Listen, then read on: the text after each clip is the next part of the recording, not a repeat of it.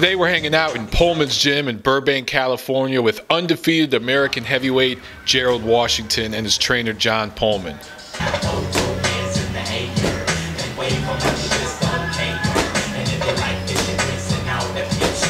Tell us about your boxing background, because you're not one of those guys that played football and then just said, oh, let me give boxing a try. You actually have a background in boxing. I actually grew up in Vallejo, California. I started boxing at the Omega Boys and Girls Club. It's an after-school program. I used to go there after school, and that's where I started my boxing career when I was about 7 years old. So we used to go running around the park, and I fell in love with it because one day while we were running, a couple bullies came up. You know, they was like, "Oh, you guys ain't nothing" or whatever. And my coach invited them up to the gym, and we actually he threw them in the ring with us. And that was the first time I got to use my boxing stuff, and I knocked the guy out the ring like 3 times. And I was like, oh man, he was an older guy, like 3 years older. And I was like, that's when I discovered that boxing works or whatever. But I just wanted to, I fell in love with it, and I always have fun with this. So the nickname El Gallo Negro, the Black Rooster, where does that come from? It comes from my mother's from Mexico, and my father's African American. I just wanted something that represented both sides. The rooster is famous, a fighting bird from Mexico, and I just thought it fit perfect for me. I grew up boxing, and it's always been my love. I study boxing. I study punches. I study head movement. I study footwork. I study all the different crafts in boxing, and I try to master those and add those to my game.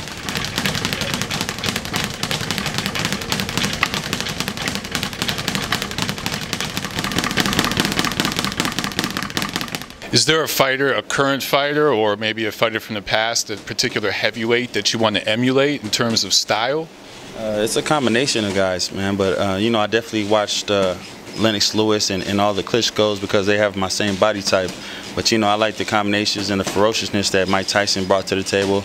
And the smarts that Floyd Mayweather has, the footwork Ali had. The speed.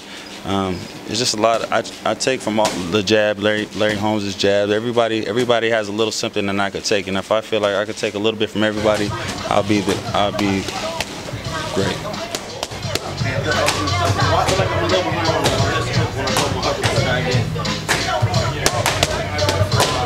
It is a little behind. It is. That is. You guys have been fighting like maybe every 2-3 months since you went pro. Is that the schedule you want to keep, or do you want to maybe slow it down as you step up the competition next year? I think right now, like you said, we're kind of coming to that point of you got to pump the brakes a little bit because the fights are getting tougher. So yeah, I think next year you probably have a little bigger gap, but it just depends on how the fight goes too. If Gerald gets a guy out of there in 2-3 rounds and he's in shape, we don't want to waste it. We'll take another fight fast as long as he didn't get any bumps and bruises. But as I think as a general statement, yeah, next year we're going to come to that point where I think because he's had 14 fights in 2 years, so I doubt he'll have 7 fights next year, if that makes sense. It's possible, but I doubt it. As far as sparring goes, the Los Angeles, Southern California area, it's probably the hotbed of American boxing. Are you guys sparring with any heavyweight veterans in their camps to get Gerald some experience? You know what? It's funny you say that because right now we're actually kind of talking to people about that. Like, Romain Stavern is getting ready for a big fight against Deontay Wilder. I mean, I don't think it's signed yet, but they're really definitely heavily talking about that.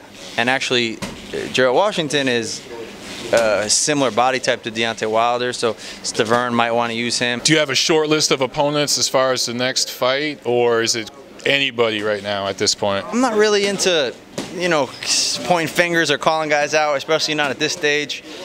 But, I mean, there's definitely guys we have in mind. We definitely want to keep progressing, but I'd love to get some more guys like Nagy, durable guys, a lot of experience, and they're coming to fight, and they're going to make you work. And there's no guarantees. Those are the kind of fights I want right now to prepare for the future. The break's more for me than him. But I definitely love a challenge. I love fighting the best all the time. So, I mean, whoever's out there, that's going to get me to move forward, I'm definitely willing to take a challenge all the time. You know, I feel like I could fight with anybody in the world at this point. You know, I'm working to get my skill level up so I could be like Klitschko one day and hold the title for 10 years myself.